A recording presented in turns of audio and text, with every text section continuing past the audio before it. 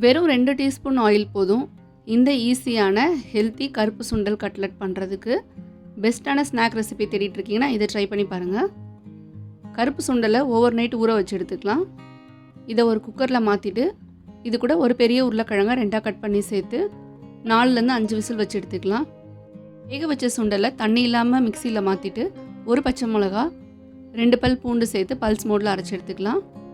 வேக வச்ச உருளைக்கிழங்கை மசிச்சுட்டு கூடவே அரைச்ச சுண்டல், தேவையான இருக்கிற வெங்காயம், மஞ்சள் தூள், கரம் மசாலா, மிளகாய்த்தூள், தேவையான அளவு உப்பு சேர்த்து நல்லா பிசைஞ்சு எடுத்துக்கோங்க. உங்களுக்கு என்ன ஷேப் வேணுமோ அதே மாதிரி ரெடி பண்ணிக்கோங்க. நான் ரவுண்ட் ஷேப்பில் ரெடி பண்ணி எடுத்துருக்கேன்.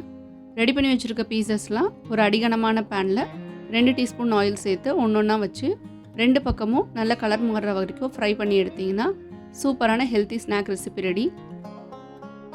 மோர் ரெசிபிஸ்க்கு வீடியோவை லைக் பண்ணிவிட்டு சேனலை சப்ஸ்கிரைப் பண்ணிக்கோங்க.